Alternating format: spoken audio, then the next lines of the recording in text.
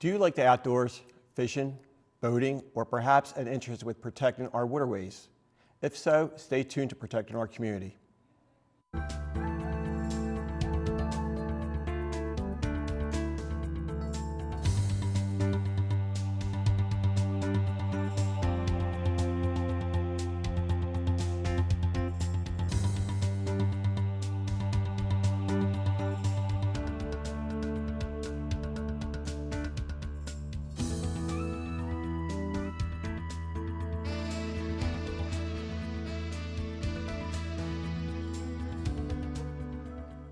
Hello, and welcome to Protecting Our Community. I'm your host, Bryan Coyle. Our goal is to improve the quality of living by giving you the knowledge of the agencies and organizations that are here to protect you and your community.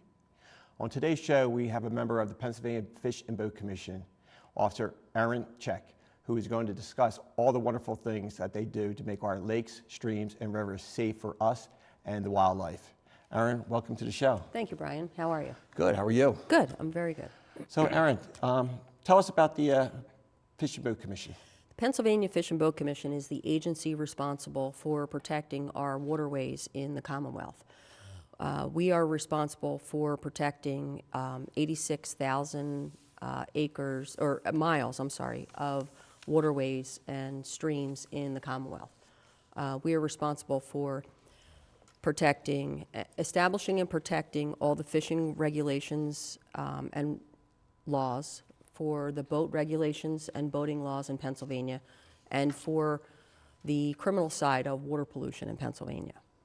So how long have you been doing this? 24 years. And how did you find an interest in doing this type of law enforcement? I grew up in Northeast Philadelphia. My father was a police officer in the city. I always wanted to be involved in law enforcement, but I really loved the outdoors. I spent a lot of my childhood camping and fishing and boating. We always had a boat. Didn't always float, but we always had a boat. A lot of times it was in our driveway. But after graduation, I went to Little Flower High School, and after I graduated, I was accepted to a scholarship program at Temple University, which was the Philadelphia Ranger Corps at the time. And I was a park ranger in the city for 7 years before I became a waterways conservation officer. So I got to patrol the park in Philadelphia and all the waterways. All of the parks are established and were established initially to protect the waterways. The Schuylkill River, Pennypack, the Delaware River, the Schuylkill River, Wissahickon Creek, Tacony Creek, FDR. And during my time as a park ranger, I got to know the agencies that help to protect our resources, including the Pennsylvania Fish and Boat Commission. And I took the test, and I became a waterways conservation officer in 1995. And I've been assigned to Philadelphia County since then. A lot of people, when they decide that they want to be a fish warden or a game warden, they think of doing it in a more rural area. But I grew up in Philadelphia, and I don't think that there's a county in the Commonwealth that needs a conservation officer more than Philadelphia. So I really enjoy urban conservation and urban conservation law enforcement. Well, thank you for the work that you do. Thank you. Tell us a little bit more about the training that you have to go through. Our training is year-long. We go through the State Police Academy through Act 120 for the first 5 months of our training. Then after that, all of our cadets go through our own training academy for the remaining 7 months, which includes field training, where you go out into the field during the high priority boating season and fishing seasons. At our training academy, you learn how to operate boats. You learn the life cycle of fish, what kind of pollution and how pollution affects our water resources. You learn reptiles and amphibians, how to identify them, how to, we have specific species in Pennsylvania that are on the threatened and endangered species list. You learn their habitat, how to protect those habitats. So the training is, it's pretty intense, and you live there. It's a residential training academy. You live there for a year, and after a year, you graduate and you can be assigned to any place in the Commonwealth. We are currently hiring a class of 20 now, and immediately after this class graduates, we will be looking to hire another class. Okay, well, so it seems very intense, besides learning all the laws and doing everything that a law enforcement officer has to train in, but you have to know about wildlife itself. Correct. And you get tested on all that stuff. Interesting stuff. I think we have some pictures here referring to your agencies. So what is this? A Pennsylvania fishing license is required for any angler over the age of 16 years old. Obviously, this is an older license, but a resident license, you can buy a resident license or a non-resident license. We welcome anybody from other states to come fish in Pennsylvania. Pennsylvania is ranked 5th in the nation for people, or for destination fishing. So we have a lot of resources in Pennsylvania, from Lake Erie, the steelhead in Lake Erie, the striped bass in Philadelphia and southeast part of the state, smallmouth bass fishing, and our trout stocking program and our trout fishing in Pennsylvania. What's this, a bucket of? Trout, yep. Trout. So we have state hatcheries where we raise fish, and trout season in Pennsylvania is usually a pretty big deal. We rely on volunteers mostly. What we do is our state hatcheries raise the trout. They, to a catchable size, anywhere, our average size trout is about 10 inches, but it could be between 7 and 12 inches. And we stock them all over the state through bucket. We bring them down in those white trucks and either disperse them through buckets or through hoses, like you saw where we cut a hole in the ice and we put them in the, and that's what we're doing right now from March 1st till the opening day, which is March 30th this year. We're stocking all of the waterways in Pennsylvania. And you can find all of our stocked trout streams on our website. You can search it by county, and it will list all the streams that we stock in that county. So the permits you have, the licensed fishing permits, that money is used to? We don't receive any tax money. We are basically funded by fishing licenses and boat registrations. The Fish and Boat Commission is funded by fishing license and boat registrations. So it's important that everyone gets their license, or we're not going to have any fish. Correct. Yep. Yeah. We have some more pictures over here. Mentored Youth Fishing Day, we actually allow kids under 16 years of age to fish the week before opening day. We stock streams ahead of time so that kids can fish and have the opportunity to be successful fishermen at a very young age.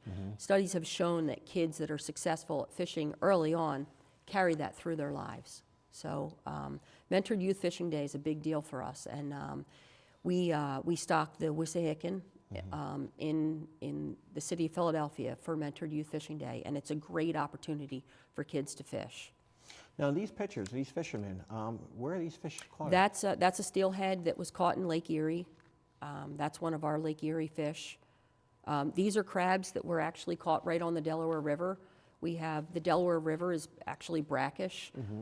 In the summertime, we have a salt line that comes up, and you can catch blue claw crabs right in the Delaware River. Wow. Pollution is another area that we focus on, aside from fishing, which is one of our main focuses. Pollution and the criminal side of water pollution in Pennsylvania. In Pennsylvania, regardless, it's a strict liability law, which means you do not have to have intent, as long as we can prove that that you're responsible for allowing a substance to enter the waterway that could harm fish. It's graded as a misdemeanor in Pennsylvania. So a lot of the things that you're seeing on the screen now are pollutions that, and they could range from a simple storm drain pollution like you're seeing now, where a water main breaks and it enters a storm drain, goes into the stream, and it kills fish. You can see the dead fish and the worms and other. That's a test we use to test chlorine. The number one killer of fish in the southeast part of the state is, believe it or not, drinking water, because it's chlorinated. So if there's a water main break, a lot of times we'll have dead fish. The water department, Aqua PA, they work great with us. We really have a good working relationship with them now.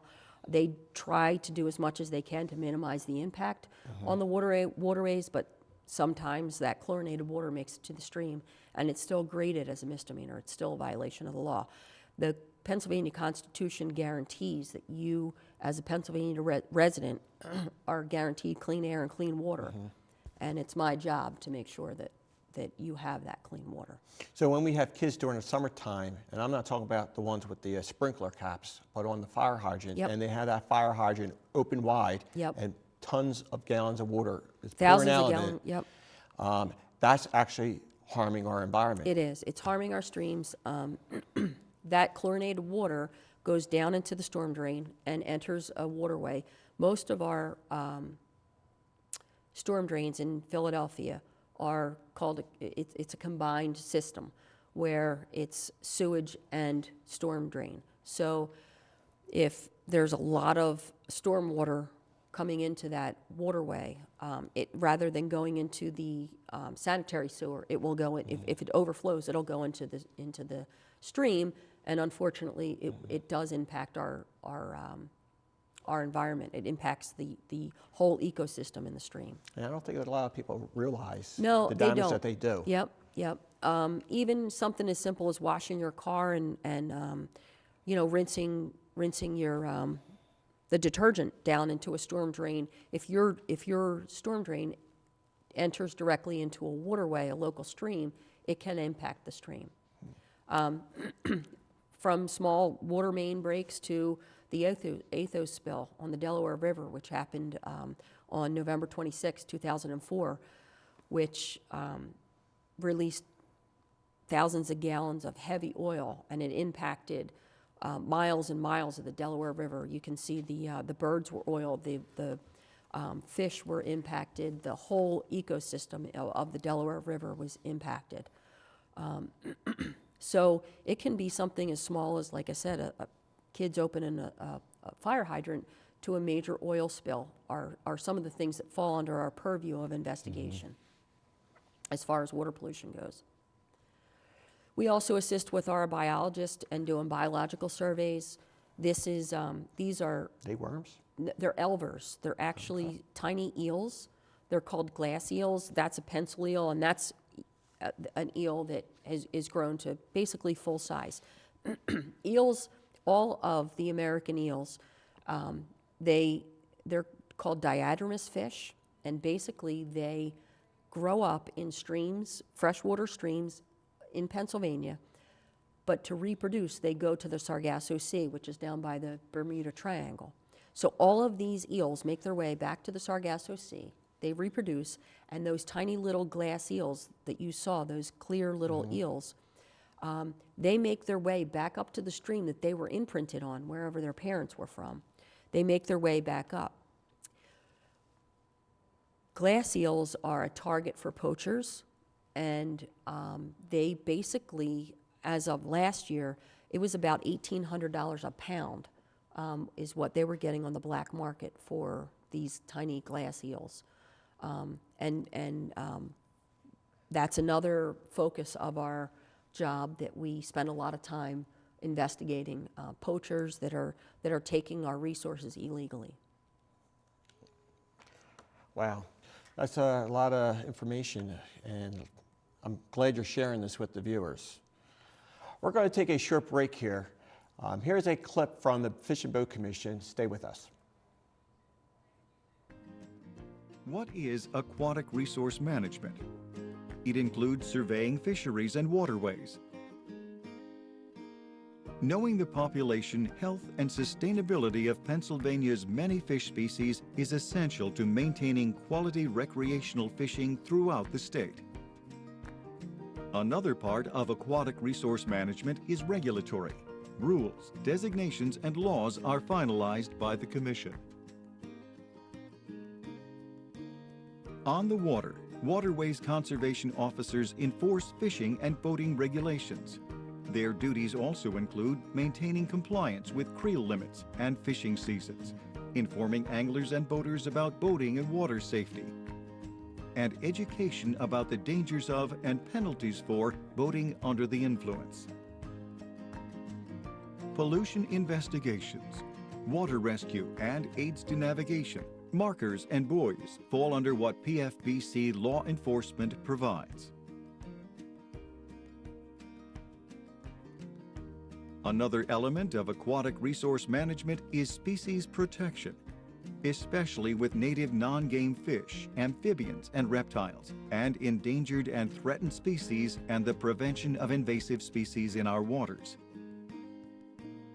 The Division of Environmental Services leads the Commission's efforts in this area and provides permit reviews for future development that may encroach upon a species' habitat. Permit reviews are also part of their roles when it comes to Marcellus shale gas drilling and protection of the aquatic environment. Outreach is an important component with angler and boater education that includes not just boating safety education, but also fishing skills instruction and even a tackle loaner program. The Commission continues this emphasis on outreach with its agency magazine, Pennsylvania Angler and Boater, a variety of free publications, boundless resources on our website, and the two-way connections we have through our social media outlets.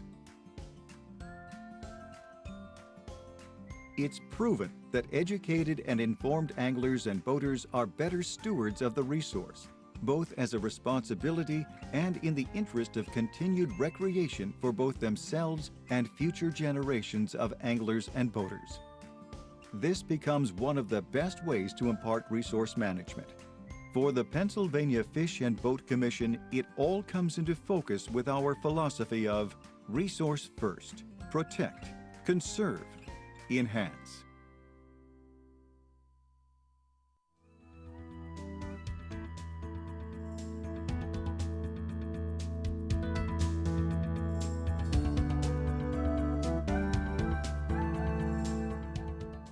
Welcome back to Protecting Our Community. I'm your host, Bryan Coyle. I've been talking with Erin Czech from the Pennsylvania Fish and Boat Commission. So Erin, before we went to break, you brought up poaching. Yes. So can you explain what poaching is? Poaching is the illegal taking of an aquatic resource outside of the purview of the law. So that could mean taking more than your daily legal limit. It could mean taking fish or aquatic resources that are out of the size limit, or taking them out of season. Striped bass, for example, we have striped bass. These are some of the pictures of our biologists with striped bass, and they can get up to 60 inches. And they're huge, huge fish. That fish there is full of eggs. Our limit is 2. You can see that those people obviously have more than 2 fish over the legal limit. So what was going on in this situation? In this situation, this was during the between April and May, where you're allowed 2 fish between 24 and 26 inches. So those fish were either above or below that size limit, and obviously you could see that there was way more than 2 of them. So a lot of times people take these fish. You can see there the largest fish there was not more than 12 inches, and they're required to be at least 24 inches. At the time, they were required to be at least 24 inches. There, that night, we wound up seizing 800 pounds of illegally caught striped bass in approximately 6 hours. And it was all caught hook and line. We tried to put them in the shape of a fish there. But there was, these are steelhead. The same thing happens in Lake Erie with steelhead. The limit's 2, or 3, I'm sorry. The limit's 3 in Lake Erie. I think there were 61 fish in this picture. These are weak fish that we found in the market in Philadelphia, where the fish market They bring in fish that are either undersized or over the limit, and and they're doing it for profit. They're buying fish that are caught illegally at a lower rate so that they can bring it and sell it into the commercial market, and that's where we get involved. Wow, so these people are trying to make money, but they don't realize they're going to run themselves out of business because Correct. they're going to take all the fish out of the Eventually, waterways, yes, and yes. there's going to be nothing to catch. Correct. So what other problems do you have on the river or the waterways? Well, this is a picture here of a red-bellied turtle, which is on the threatened and endangered species list. This is actually a really good example. We're releasing him there. That's my partner. We were releasing him into Darby Creek, there is a healthy population of red-bellied turtles in that area. That turtle was actually, believe it or not, found at on Kensington Avenue. We got a call that there was a turtle. This guy happened to know his turtles, and he said, "This is a red-bellied turtle. It's illegal to possess. I can't keep him. Can somebody come pick him up?" We didn't really think it was going to be a red-bellied turtle. A lot of times they're misidentified, although it's pretty evident with a red belly. We went, and sure enough, it was a red-bellied turtle, and it was stuck underneath of a car on Kensington Avenue. We picked it up and released it. Rattlesnakes in Pennsylvania, turtles. These are tiny turtles that were being sold on the internet. These things are a lot of times if you're buying them on the internet, they're probably not coming from a legal source. So you'd really need to be aware of what you're doing. If you buy them from a pet store, a reputable pet store, you're better off than trying to get something on the internet, or a lot of times they sell them. You'll see these tiny little turtles being sold for $10 outside of a Walmart or even pet stores or the zoo. They're not legal. They're not legal to sell or even possess. Okay. So part of the is boat safety. So can we get into the laws about boat safety? Yes. So like I said, my job is really broken up into 3 sections: fishing, environmental, water pollution and environmental, and boating. We see all kinds of boats. This is in Philadelphia. We see all kinds of boats in our area. We see canoes, kayaks, john boats, all the way up to commercial vessels on the Delaware River and the Schuylkill River. Not every place in Pennsylvania sees all those variety of boats, but down here we do. And sometimes there's conflicts. I'm sure you remember the duck boat accident. Yes. Where we had that was a recreational boat and a commercial vessel. In Pennsylvania, the Fish and Boat Commission is responsible for investigating all recreational boat accidents. The U.S. Coast Guard is responsible for investigating all commercial boating accidents. This was a situation where there was a commercial and a recreational boat that wound up colliding with one another, so we worked in cooperation with the U.S. Coast Guard. This was a boating accident that occurred. There was alcohol involved, which unfortunately happens a lot.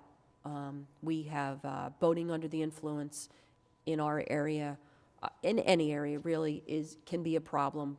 And the boat accidents that result from boating under the influence increase significantly when alcohol is involved.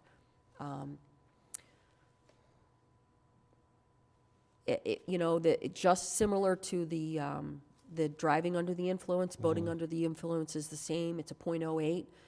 The difference with boating under the influence is you are allowed as an operator to have an open container of alcohol, and you can actually be consuming alcohol while you're operating a vessel. You just can't be above a .08.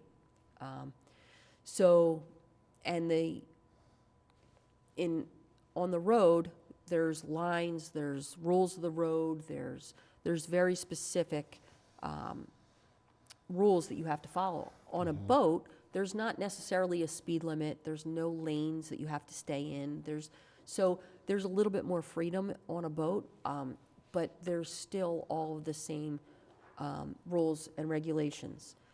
When you're investigating an accident that happens on the roadway, Generally, there's an accident that happens, your evidence is right there, the people are right there. On a boat, evidence sinks, floats away, if the tide comes in or goes out, people, you know, if there's an injured person that's in the water, they don't have a life jacket on, they may be, you know, we could lose somebody. It's a different facet when you're investigating a boat accident than when you're investigating a vehicle accident. Okay, so we got like 2 minutes left, but can you touch base about safety, about kids, about the rules of life jackets? Yes, boating under the boating on the waterways. The number one violation that we get is obviously the most important piece of safety equipment is a life jacket for anybody. Every single boat on the waterway, it doesn't matter if it's a canoe, kayak, john boat, or a yacht, you're required to have enough life jackets for the number of people you have on the boat. But you're also required to have the properly fitting life jacket on the boat for your passengers.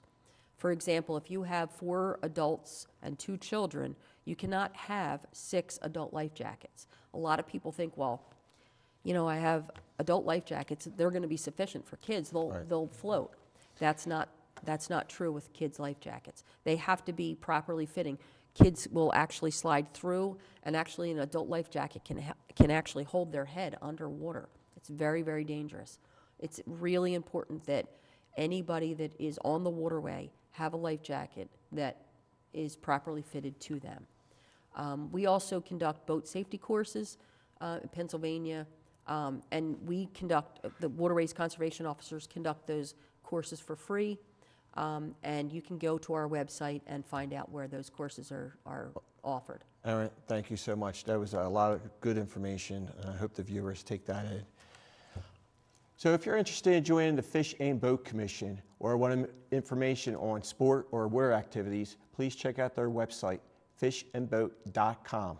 To report anything suspected to be a pollution or disturbance on any waterway, report it immediately during business hours. Call our pollution hotline at 855-347-4545 or 855-FISH-KILL. Outside business hours, call the PA Department of Environmental Protection at 800-541-2050. It's available 24 hours a day, 7 days a week. I would like to thank our guest, Officer Erin Czech, for joining us today, and you, the viewers, for tuning in and being part of the solution with protecting our community. So until next time, remember, community is everyone's business.